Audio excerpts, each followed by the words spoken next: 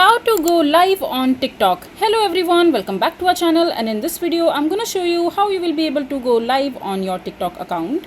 So first of all, just simply open your Play Store or your App Store, and after that just simply install the application in your mobile device. And once you have the TikTok application downloaded in your device, just simply open it. And now in order to go live on your TikTok account, you need to first verify that whether you have eligible or allowed to go live on TikTok, because not every TikTok user is eligible to start live streaming. You must be at least 18 years of age. Also, if you live in US and you are a gaming creator, you only need 1000 followers to go live. This is the minimum criteria for anyone who wants to go live on their TikTok account.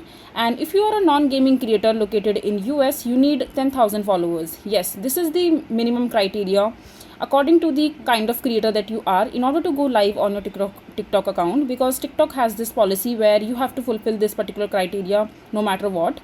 And if you go live outside the US, you need 1000 followers no matter what kind of content you post. So it could be either gaming, fashion, lifestyle, or anything like that. So you first need to check and see if you can earn gift points. And if you are eligible or 18 years of age, you are eligible to earn gift points while streaming on TikTok.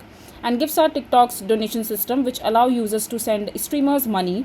And you can also review TikTok community guidelines if you want to go live on TikTok. You can get some further details from there. And if you have followed TikTok rules, just you can read the TikTok guidelines and you will get to know more about it.